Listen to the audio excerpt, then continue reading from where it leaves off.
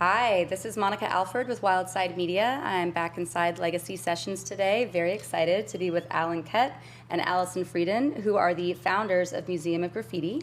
And they have brought their Sneaker Stories exhibit to DC for the weekend. And we're really excited to hear all about it. So thanks for being here, guys.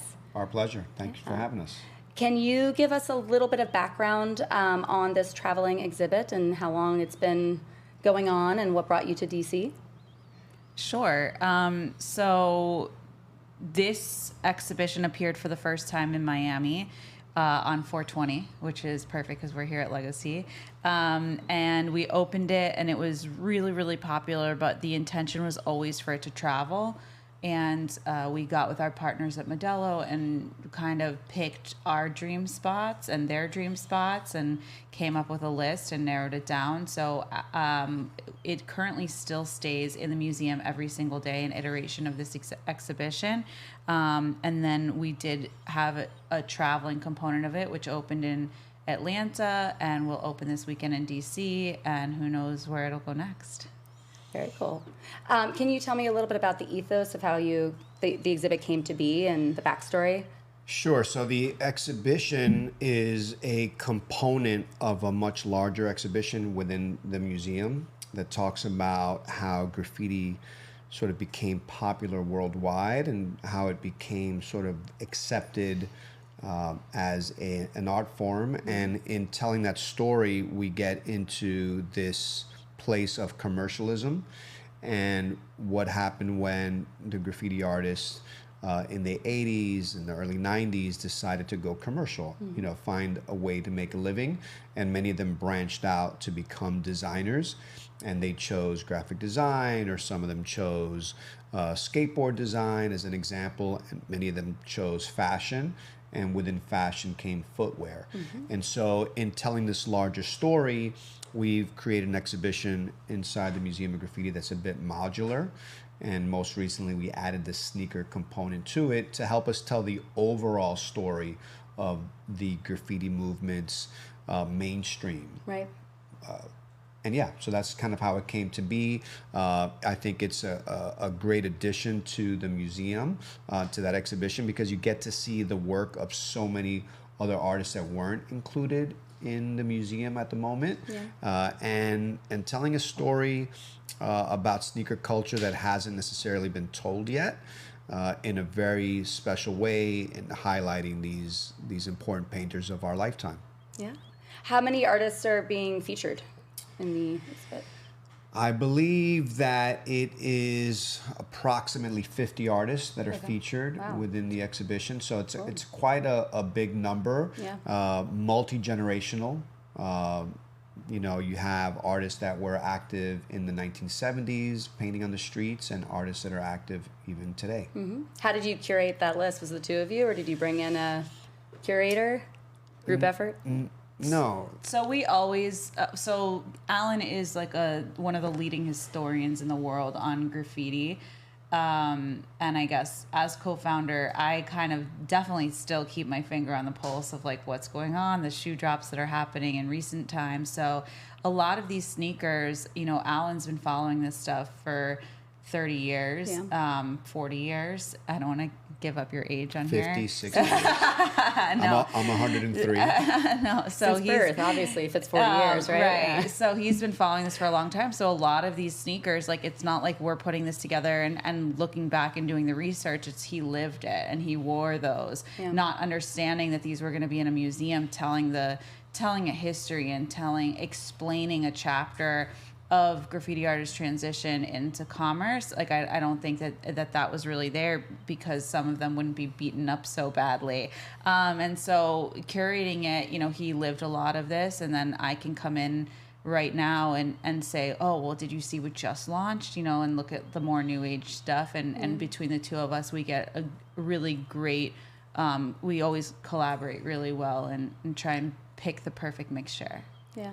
So it's a mix of the OG and the contemporary then. Yeah. It's a mix of that. I think, for us as the operators, and for me as a curator of the museum, we have to know what's up. Yep. We have to pay attention. It's our job. It's my job. It's my desire to know what's happening. And selecting these items, there are a lot to choose from in the world.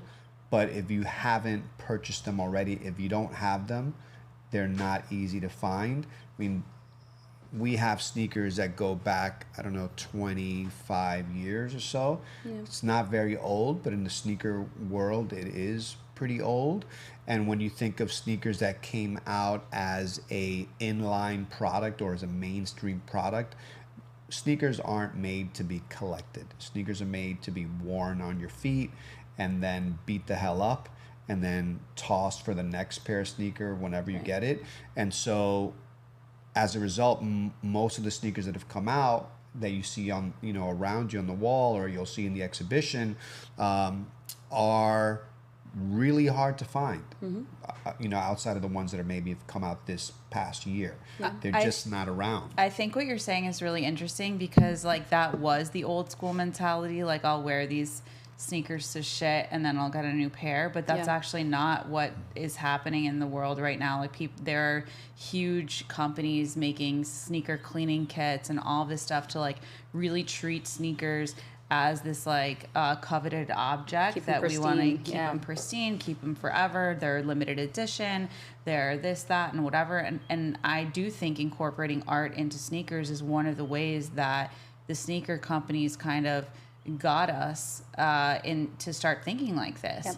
And so, that was the old school thought. But over time, now people keep their boxes, on a great pair of sneakers. And so I think that what they were trying to achieve by doing these artist collaborations, I think the recipe really worked.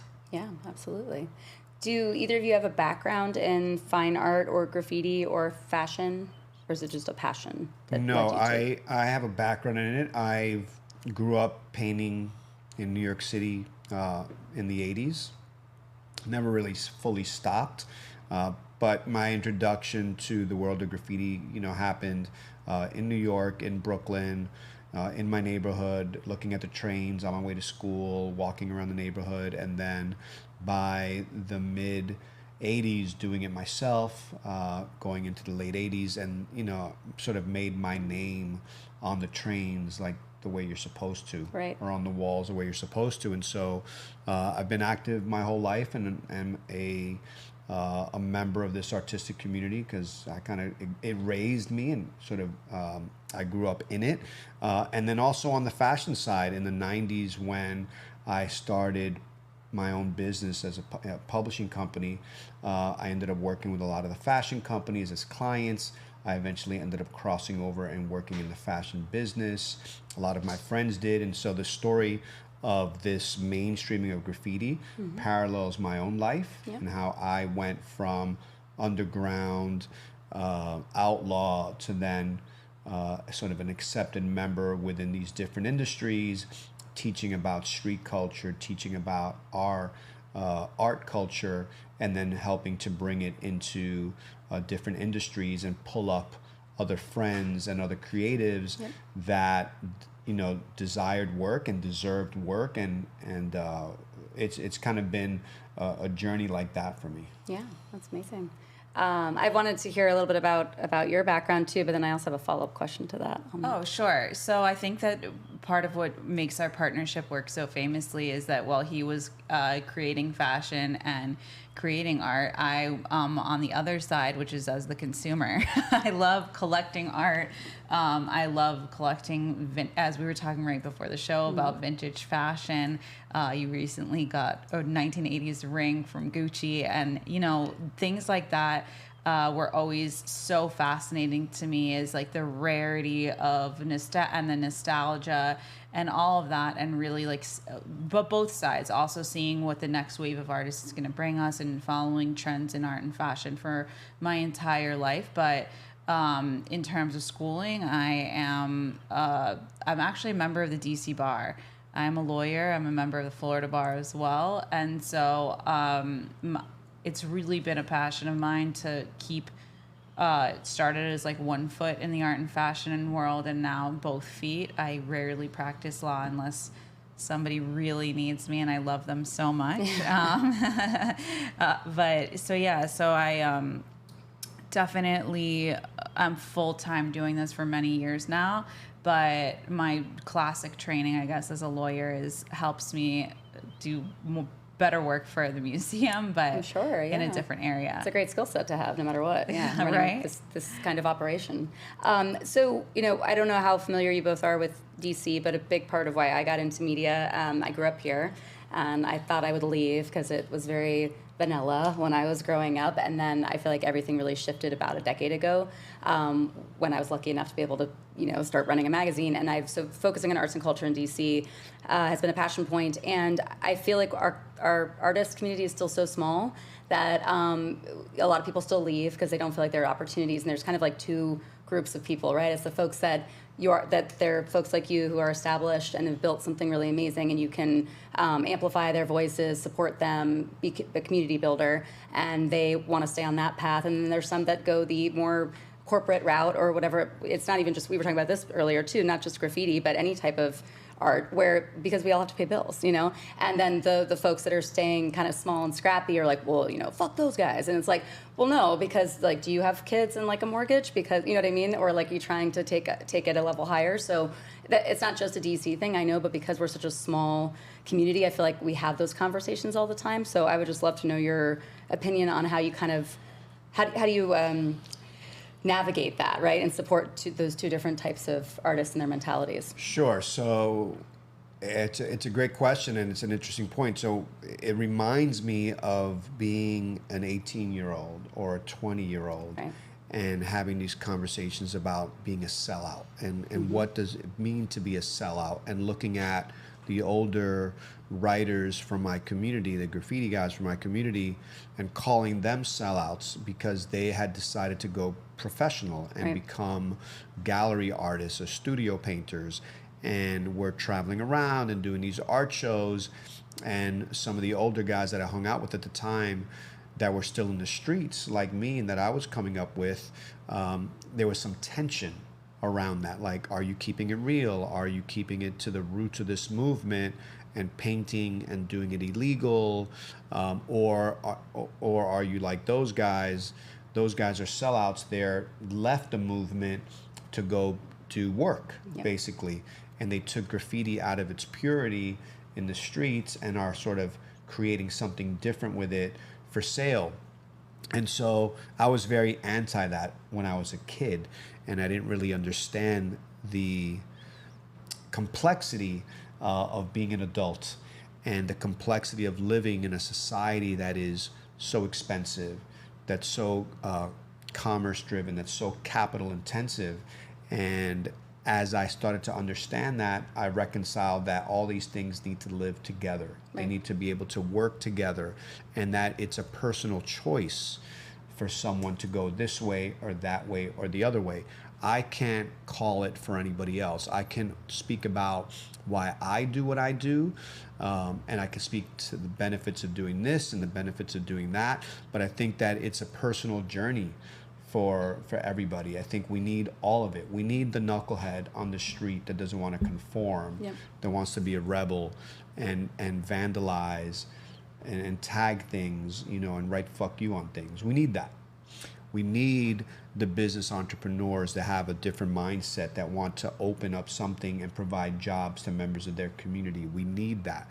We need all these types of individuals to work together, or even to work independently of each other, to create a society that's diverse and exciting and not diluted and not homogenous, mm-hmm, right? I think it's very, very important.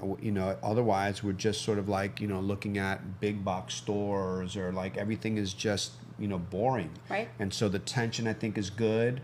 I think as I've gotten older, I tend to go a little bit more conservative and a little bit more in the way of, like, we really need community centers. We really need safe spaces. We really need areas for young people to do this, or areas for artists to do this. We need studios. We need all these things, sort of thinking about less about the illegal side of things, mm-hmm, because I know that the illegal side of things is always there. For all of us that love that, like, that's always there. You can break the law in any way you want, you know, especially if you're into graffiti. Yeah. I have, and I'll just end it here, have been an advocate for the laws becoming less strict against graffiti. I've been a subject to court cases that have been very unpleasant, and I realize that cities and lawmakers tend to take a very hard stance at this art movement because it is an illegal counterculture movement.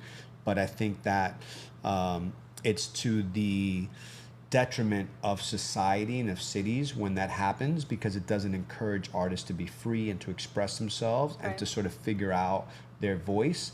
And I think that when you have people painting publicly, illegally, it's, you know, it's freedom of expression. It's important, and it makes for a really interesting city and society that if we take that away, it would be really, really whack. Yeah. I think the question about, you know, being a purist and only painting in the streets and doing illegal renegade shit really versus going corporate and becoming a graphic designer for Sony or whoever really only applies within uniquely in this genre. Like, you're not going to hear somebody who's like an incredible portrait artist who just graduated from an incredible school somewhere, you know, catch a bad rap from their other art school friends, like if they get an incredible job working at Pixar doing incredible artwork and also maintaining a studio practice. Right. I think it's really unique to this art form. But what I do think is that over the years, just like anything else, social norms change. So some of the baddest graffiti artists on the planet who were once young and renegade 100% painting trains, we were just talking about this, are now showing their face on Instagram. You know, look at this new t-shirt I just released, or check out the Frisbee I just made, or look at this product I'm dropping with Vans. And so I think, though, that it's softened a little bit. And also like the age in terms of like earning your stripes first, giving yourself some street credibility so that you can go on to do that next thing. Yep. And what I do think is really interesting, and one thing that Kat touched upon is like, is graffiti if you're not doing it illegally? We get that question every day when people are in the museum and have so many questions visiting us. And what we've really come to define graffiti as is an art form predicated on the formation of the letter. So differentiating it from street art, it's really about how much style you have in your writing, and that specific talent. And what I can tell you is that now in the Museum of Graffiti, we do have kids classes where children can come and learn letter styles and learn graffiti, pen and pencil. They're not, you know, young children are not using spray paint. They're learning the foundations of the art movement by learning the letters, the drop shadows, the characters, how to do the bubbles, all of that. One child from the class has now gotten so good he got his own deal with Champion. And so they're starting at a young age to get these brand deals and stuff like that. So Tab probably hasn't gotten his street illegal graffiti in yet. I don't know. I probably shouldn't speak for him. Yeah, but he is getting his brand deals already. Oh, and so cool. our community, I can at least speak for the local graffiti community, is really cheering him on. Yeah, that's amazing. I love that. Well, I think I just wanted to end on the fact that you're in DC this weekend. If you want to plug everything going on so that we can share it with people, we would love that so much. Sure. So this weekend we are here in DC in Union Market District, Friday, Saturday, and Sunday, and we have some great programming. Allison, you want to tell us what it is? On Saturday, we are going to have a panel with guest artists who are flying in from different parts of the country. We got Persway coming in from San Diego, who just recently had a super plastic launch, so he'll be signing things and all sorts of stuff. We also have Giz coming in from New York, who's going to be releasing 25 original drawings. He's an OG, up on the trains. I think he's in your crew. Sunday, we're going to get out the black books. It's Father's Day, 20% off the entire gift shop for fathers. It's really going to be so jam-packed. I'm so excited and so nervous about not sleeping. Who needs sleep? Come see us. All right. Well, thank you both so much. Thank Thank you. you.